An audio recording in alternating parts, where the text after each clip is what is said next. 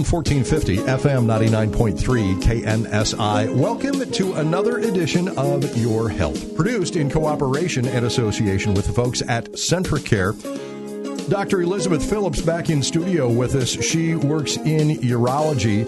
Today, folks, we're going to be talking about urology, kidney stones, some of the symptoms we need to watch for gosh sakes, what can we do to not have kidney stones? And what are some of the treatment options for kidney stones? Dr. Phillips, good to have you back in studio. Good to be back. Thanks. So, urology, when we say the Department of Urology, what is that? That is a very broad group of surgeons, urologic surgeons. We treat disorders and issues pertaining to the genitourinary organs. So those would be the kidneys, the ureters, which are the tubes connecting the kidneys to the bladder itself, and then also penis, scrotum, testicles. As you are describing all of this, I'm seeing the diagram, right, in probably my freshman year in high school, the health class or something. Maybe it was even earlier than that. But this is a fairly common issue, or there are fairly common issues that affect men. But what about women? Is it a 50-50 thing, or who has urological disorders more? Both men and women. I mean, both men and women have bladders, have kidneys. Prostate, I didn't mention that. That's obviously men. Right. But kidney cancers, ureteral cancers, bladder cancers do affect both. Men more likely for most of those things, okay. But women are certainly catching up, unfortunately. Why do you suppose that is? I think that's probably just due to our diet, lifestyle these days, smoking, things like that. Yeah. My mother had bladder cancer. She was a smoker. And I, from what I understand, it's a fairly common thing. Yeah, absolutely. One of the things that people don't know, people always associate lung cancer with smoking, right? But absolutely, bladder cancer, 99% of cases of bladder cancer are due to smoking. And tell me about this. She had just some little thing that they were able to go in and peel right off. Those are her words. I was absolutely thrilled it was that simple to take care of. Absolutely. If caught early enough, those things can just be what I refer to as kind of a nuisance cancer. We have to keep watching for them and take them off or out when we see them.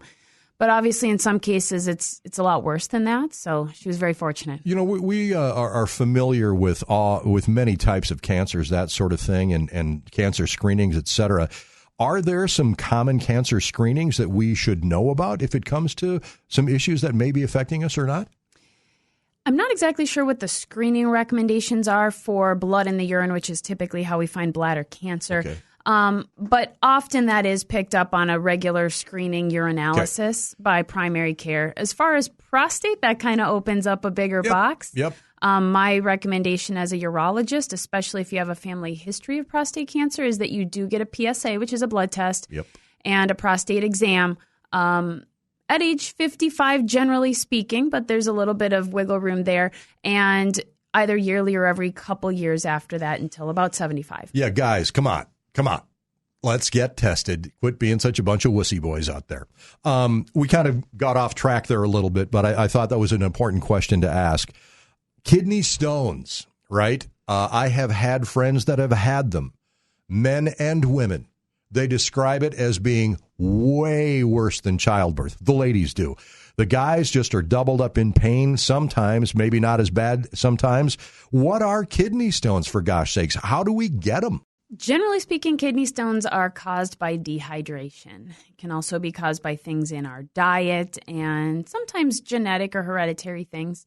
But by and large, dehydration is the biggest factor. Do you find there is a predisposition if my dad or my mom had kidney stones? Chances are good I will too? Unfortunately, it can run in families like that. And if you have stones, it is more likely that your offspring may have them as well. Okay, so what happens? What makes a kidney stone? So one of the reasons that dehydration leads to kidney stones is that there are particles that are dissolved in urine. Mm-hmm. And if you don't have enough water in your urine is more concentrated. I tell people it's kind of like putting too much of the Kool-Aid mix in the water. Right. It'll just settle out to the bottom, and then those things that settle out to the bottom will start to crystallize and form stones. And the more that happens and the more often, the bigger the stones get. Again, we jump back to my early education precipitates. Is that what that would be? Absolutely. Yes. Wow, I can't believe I pulled that one out. So they are made up of these little teeny tiny particles. Are they all the same? Sometimes some are made up of different things.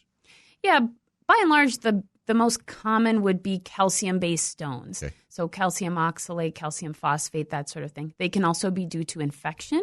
So there are bacteria that can sort of lead to forming kidney stones. Okay. And then there are certain things, uric acid stones, for example, that may be a little bit more common in genetic things, or cystine stones, which are quite rare and genetic.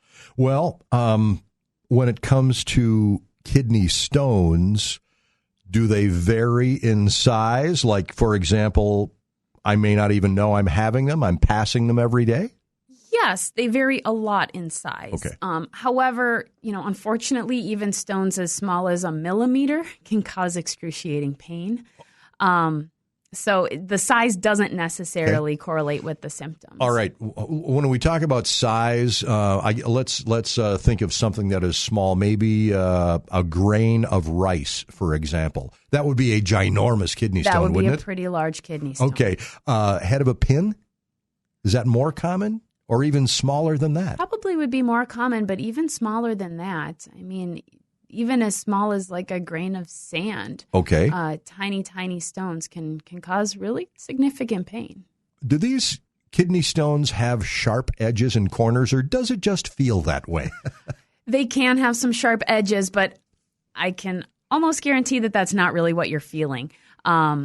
What's causing the pain usually with kidney stones is the urine backing up behind. So really it's the kidneys. The kidneys are very, very sensitive to pressure.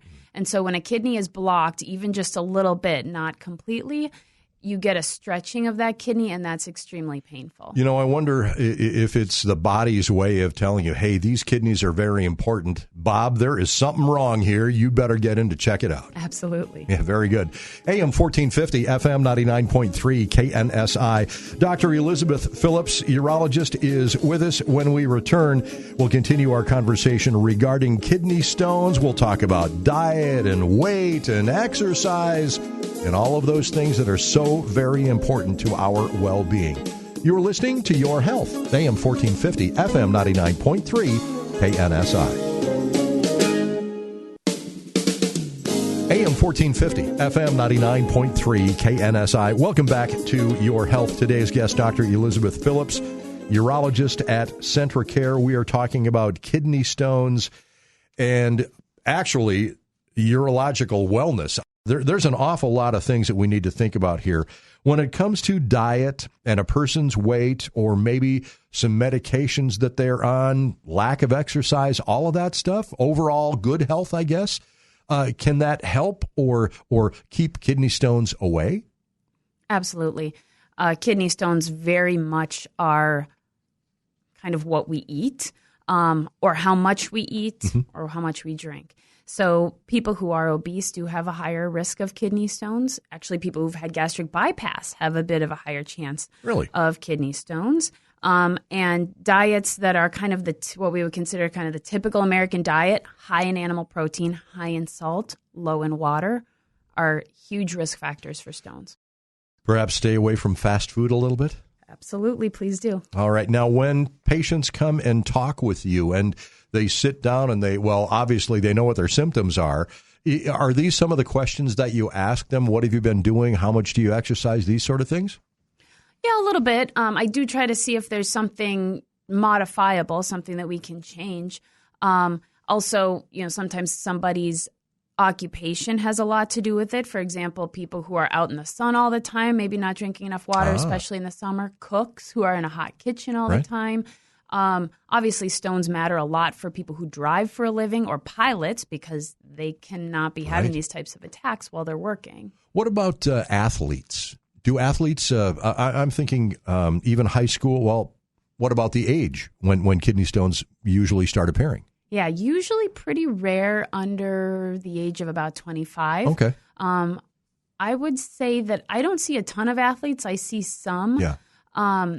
And those are, maybe soccer players who are out all summer, right? Things like that. I'm just thinking most athletes know, right? If they're any kind of an athlete at all, any ability, they know hydration. Yep, they're being healthy. They're eating healthy. Eat right, they're not exactly. usually generally overweight. Okay, so let's talk about some of the bad foods. I mentioned fast foods, things to stay away from. And the only reason I said, listen, I love fast food, right? But the only reason I'm saying that is so many times we hear about the ingredients. There's a lot of salt in fast foods, right? Salt will do what to a person's body? So the salt, in short, the salt kind of takes up that hydration that you've given your body. And the kidneys process it in different ways. Mm-hmm. So, yeah, things that in our diet is so high in salt. And so that's a huge thing. People think that they might be being healthy because they're making their own food or processing their own meat, for example. But processed meat, even if it's your own, is usually extremely high in salt. Right. Have kidney stones been around for a long time? I would think the answer must be yes, because think back to the old days before refrigeration. What did we do? We salted everything. We stored it in salt, for gosh sakes. Yeah, absolutely. Kidney stones have been around since there are hieroglyphics of the Egyptians that refer to stones and kidney stones, which is really interesting. Really interesting. So what did they do years ago before the advent of modern medicine, for gosh sakes? Well, unfortunately, probably they either passed it or they died. You can die from kidney stones? Absolutely. Yeah, kidney stones can be very serious, especially if infected. Oh, my. If you have a kidney stone. I didn't realize that. Yeah, if you have a kidney stone and you have fever, if there's infection there, you will not get better until we relieve that obstruction. You'd better see that doctor right now, huh? Absolutely. Well, let's talk about what happens when I have a kidney stone. What do you guys do for me? So when you come in, and unfortunately, these are usually not scheduled appointments. These are either things where we can get you in or you go to the emergency room. Do they come from the ER typically? Yeah. Okay. Yeah, a lot of them come in. And a lot of times you can be managed in the emergency room. You need medication, some counseling about what it is that you have. And a lot of times people can go home and pass these on their own. It's maybe not the most comfortable thing, but it can happen. I was going to ask you about that. Make sure you drink a whole lot of water, that sort of thing. And how many times do you have to go from the ER? How many times can you just go home as opposed to having to see Dr. Phillips? I would say the majority of the time our colleagues in the emergency room can manage these. Okay. And people are able to go home with some pain medication. Yeah. Anti-inflammatories like ibuprofen, Motrin are usually some of the best things to take because that helps with the inflammation as well. And just drinking a lot of water. Tell me about the symptoms that I am going to notice, beginning with those very first signs that there may be something wrong. Yeah. And I'm writing this down, by the way. For the majority of people, you have pain. And sometimes it comes on as kind of an achy, nagging pain. And sometimes it hits you very severe right off the bat. Okay, so when we wake up in the morning, we've spent 8 hours in bed, bladder's probably full. Do kidney stones present themselves typically in the morning, in the middle of the day, nighttime, or it doesn't matter? It can be any time, really. Yeah. Okay, so we notice this pain. Where will we feel this pain? Usually people are first going to feel that pain in their back, kind of under the rib cage in the back, which is where the kidneys are located. Okay. But that pain sort of classically will kind of wrap around the side and toward the bladder, toward the groin. It can also be felt as just urinary urgency, feeling like you have to go to the bathroom quickly, frequently, maybe some burning with urination. You might see blood in your urine. That's not all that common. Yeah. And sometimes that pain even radiates down to the labia or scrotum or penis. Okay. I'm thinking of the symptoms that you're talking about right now, and I can only speak from a male's perspective, but as a person does get older, some of these symptoms that you just talked about may not be kidney stones.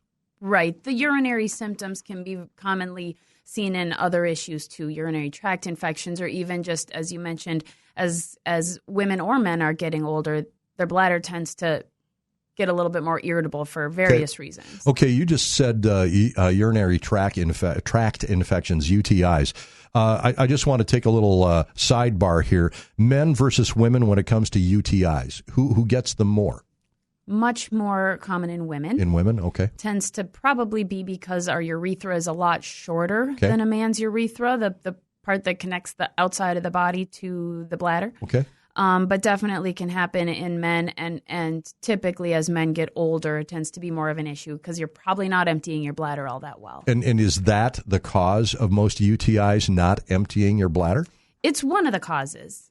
Yeah, it's one of the causes. Okay, so as I mentioned, a sidebar here, folks may have perked up their ears just a little bit. What are some ways that we can empty that bladder a little bit more?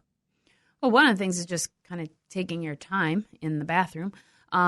Many people will resort to straining or pushing. That often doesn't really help.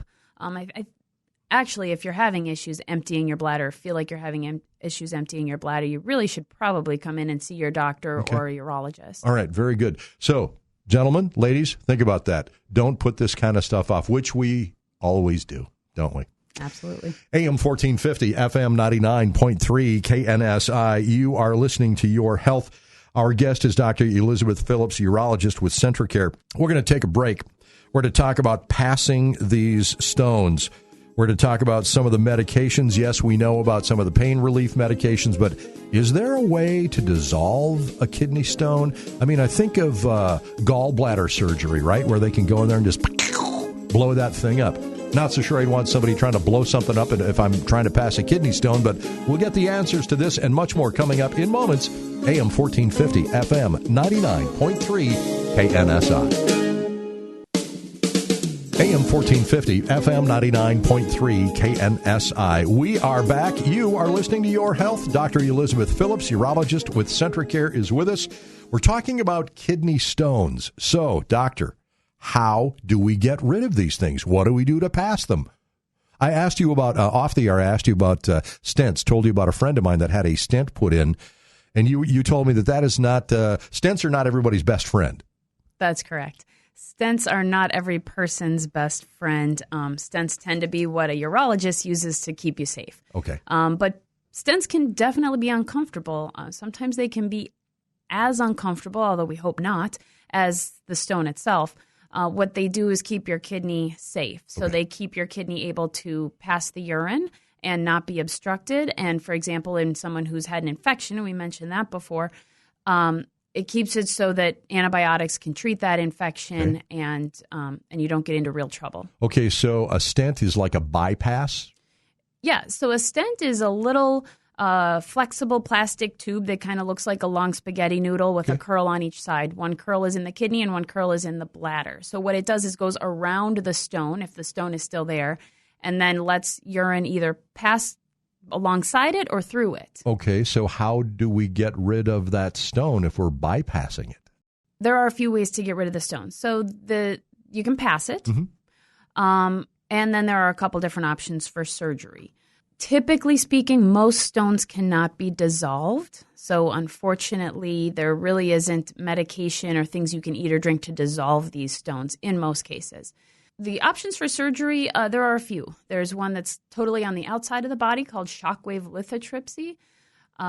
That can be effective for some people. There are a few there are a few things that there's some people and some stones that can't be treated that way. Some locations of stones that can't be treated that way. Okay. I would say by and large, mostly what we're doing is ureteroscopy. So that's using a small telescope to go up to the stone with that scope and actually bust it up with a laser like you were mentioning before. Wow. Yeah. So is that fairly new technology? It's not new anymore. 10 years, 5? Oh, it's been around for probably 20 years, although they've been getting smaller and smaller and flexible as opposed to the rigid ones that were the only thing that they had, many years ago. Kind of like a colonoscopy years ago. They used to be so nasty. Now it's not bad at all. Right. Typically speaking, when it comes to surgery, that must be a last resort or not?